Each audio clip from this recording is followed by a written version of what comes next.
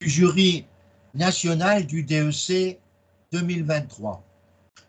Francis Tison, formateur depuis plusieurs années, cible quelquefois de certains de vos rapports comme ceux de 2022, aimerait que dans votre rapport 2023, vous puissiez de manière précise nous éclairer sur, premièrement pour le DEC-VAE, de nous expliquer pourquoi le lundi d'octobre, le premier jour d'interrogation, les gens ont eu 15 minutes et dès le mardi et les suivants, ils ont eu 10 minutes. Alors, j'aimerais que vous précisiez dans ce rapport 2023, j'aimerais que vous précisiez, s'il vous plaît, la durée précise de cet exposé. Deuxième observation pour le DEC-VAE. Nous avons malheureusement eu des remarques de certains membres du jury qui ont été, pour nous, des éléments perturbants. Oui, en effet, un grand nombre de commissions ont demandé aux candidats pourquoi ils n'avaient pas fait de mémoire. Alors, avouez quand même que quand on est membre du jury, la moindre des choses, c'est de connaître les règlements de l'examen pour lequel nous sommes convoqués et de pouvoir lire, c'est ce que je faisais, les rapports des jurys des années précédentes. Ils ont bien eu connaissance, je l'espère, du rapport 2022 dans lequel le président et la vice-présidente annonçaient qu'il n'était pas question de présenter un mémoire le jour de l'épreuve du DEC-VAE.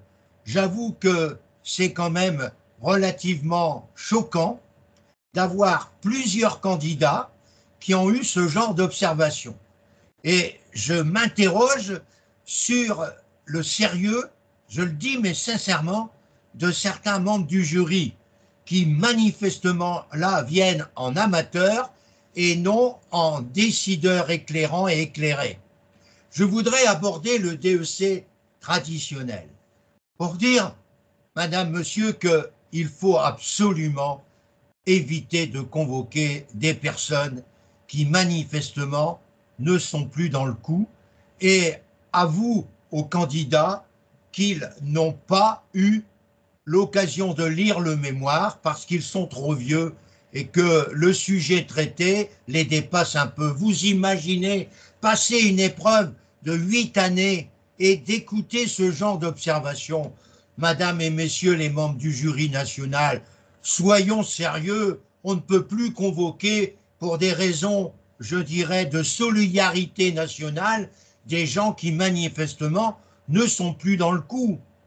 Autre observation, il faut éviter que des formateurs ne soient pas informés de l'obligation morale de communiquer les noms des candidats qu'ils, je dirais, forment ou qu'ils accompagnent pour le jury DEC-VAE. C'est absolument anormal. J'ai encore eu écho cette année à travers les confidences au niveau de la salle d'attente entre des candidats de mon groupe et d'autres, bien sûr, que certains jurys avaient eu leur formateur comme membre du jury. Avouez que moi, avec mon influence quand j'étais membre du jury, il est évident que mes confrères ou mes collègues réfléchissaient en même temps que moi pour prendre la décision. Alors je soupçonne que ceux qui sont des formateurs, et j'en connais, il y en a qui sont des grandes vedettes même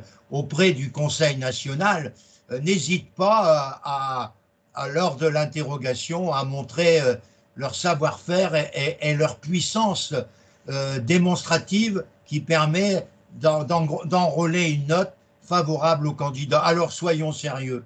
Moi, depuis 2006, je ne suis plus membre du jury pour des raisons totalement incompréhensibles, alors que, voyez-vous, j'ai bientôt, en février, 78 ans.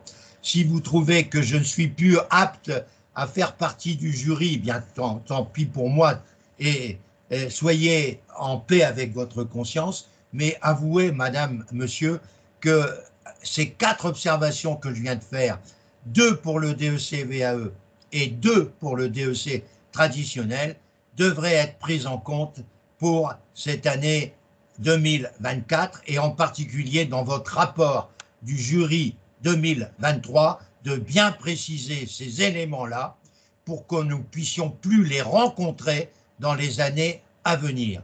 À l'aube des fêtes de Noël, je vous souhaite de passer d'excellentes fêtes de Noël, mais de bien vouloir aussi réfléchir à cette communication qui n'est pas violente, mais qui est le fruit d'une expérience que beaucoup de ceux qui m'écoutent n'ont pas et qu'ils devraient aussi tenir compte que l'expérience, c'est peut-être une lumière que l'on porte dans le dos, mais elle peut éclairer le chemin parcouru, mais il m'arrive aussi de pouvoir éclairer le chemin à parcourir et je vous demande, madame, monsieur, de bien réfléchir à cette idée que je viens de développer.